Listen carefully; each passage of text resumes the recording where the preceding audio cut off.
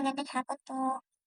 So, I'm going to discuss Canva, one of the emphasized by EdTech. So, first, what is Canva? So, Canva is a web-based graphic design platform launched in 2013 by Knowledge Perkins, of course, together with Cliff Albright and Cameron Adams. It was developed to make design simple and accessible to everyone, even those without professional graphic design skills.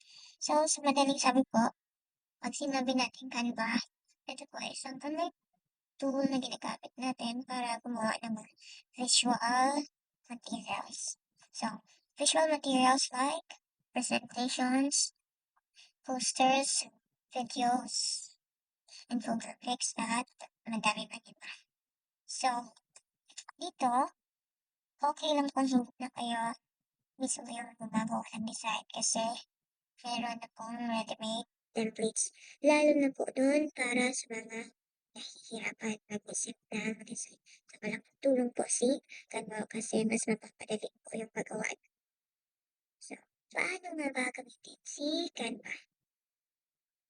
So, let's start kung paano natin magagamit si Canva. So, una, syempre, open po natin si Canva app.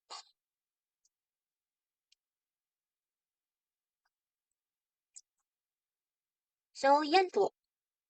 Yan po yung lalabas once na open na po si Canva app. Yan po yung kanyang home. So, nakikita nyo din po itong mga icon na to. Ibig sabihin po, yan yung mga kayang gawin ni Canva. So, as you can see po, madami. Kaya malaking tulong po si Canva sa gumagawa ng mga posters, presentation, infographics, or kahit ano. Yan din po yung madalas na ginagamit ni teacher, especially pag gumagawa ng PowerPoint. So, makikita naman po natin sa gilid yung mga icon. As you can see, meron po dyang create. Yan po.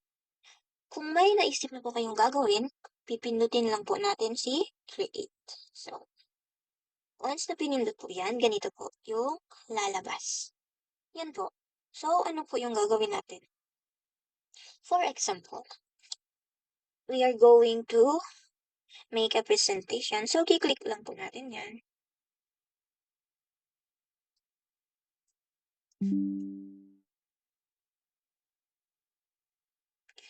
Yan po. As you can see, it's blank. So, pag sinabi natin blank, ibig sabihin po, kayo mismo yung gagawa ng design. So, kung magaling kayo gumawa ng designs, so, kayo na pong bahala. But, kung medyo nahihirapan kayo sa paggawa ng design, or nagmamadali kayo, meron din pong mga ready-made ng mga design na pwedeng i-search na lang natin sa template. So, punta tayo sa home. Let's close this. And then, punta po tayo kay templates. So, pag sinabi pong templates, ready na po. Ang gagawin lang is papalitan na lang natin ng mga content. So, for example, I am going to make a PowerPoint presentation for my math class. So, ang gagawin kong topic is coordinate plane. So, ang gagawin ko, search lang po ako ng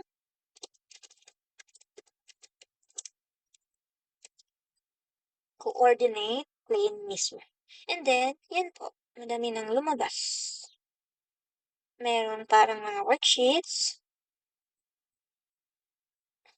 At syempre, meron ding pang PowerPoint. So, ang pipiliin ko pang design is the first one. So, once you choose your design, ready-made designs, let's just click this, customize this template. Yan po. Yan. And then, nadadirect na po tayo dun sa design. Kung wala na kayong gustong palitan sa design, ang papalitan nyo na lang po yung content. Yan po, napapalitan po yung mga content na yan. So, for example, papalitan ko ng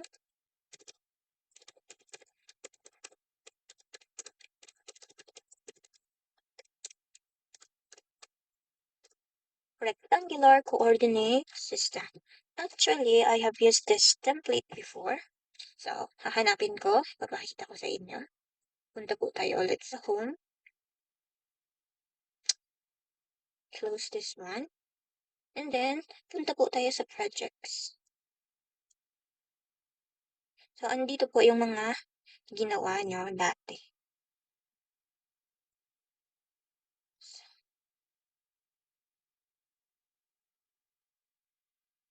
So, eto po. Ito po, ginawa ko na to dati pa nung ginamit ko sa pag-lesson sa grade 8.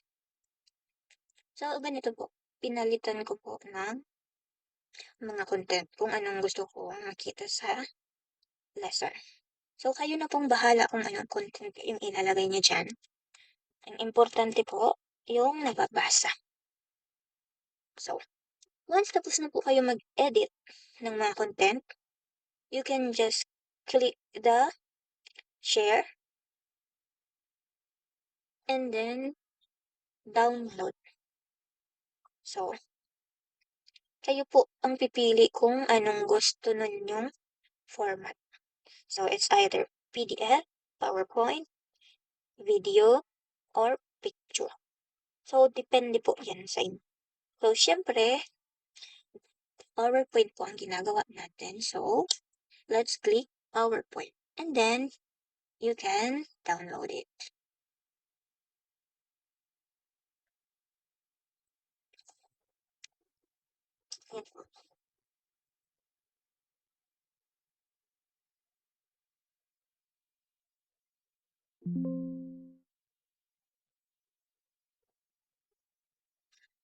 Okay, once completed na po yung download, ibig sabihin po, pwede nang maggamit yung PowerPoint presentation. Pwede nyo na pong ma-present sa class. Okay, so how does Canvas supports technology-based pedagogy? So, technology-based pedagogy emphasizes the integration of digital tools to enhance teaching and learning. So, alam naman natin na today is 21st century, so dapat mas adapt tayo sa paggamit ng technology and digital tools. So, Canva supports this by promoting visual learning. Students understand lessons better through graphics and design, encouraging creativity and student-centered learning. Learners can create their own notes instead of just receiving information. Supporting collaborative learning, students can work together online, enhancing engagement, interactive and visually appealing materials, interest, student interest. So, alam naman natin at napatunayan na natin na pag gumagamit tayo ng digital tools, mas lalong na-engage yung ating mga student. So, imbes po na mag-focus tayo sa traditional lecture methods, kailangan po natin gawing interactive ang discussion. Of course, sa pamamagitan ng paggamit ng technology and digital tools. So, how about instructional supervision? So, in terms of instructional supervision, Canva also plays an important role. So, school heads and supervisors can use Canva to review and improve teachers' instructional materials, encourage the use of innovative and digital teaching strategies, provide feedback through shared designs, promote professional development by training teachers to use edtech tools. Okay, so uulitin ko po, today is 21st century. So, mas lamang po yung technology. So, alam naman natin na i-engage yung bata kung marunong tayong gumamit ng technology effectively. So, hindi lang dapat basta gumagamit. Dapat alam natin yung tamang paggamit para maging effective po yung teaching, learning process. So, again, thank you, Ate. That would be all. Maraming salamat po.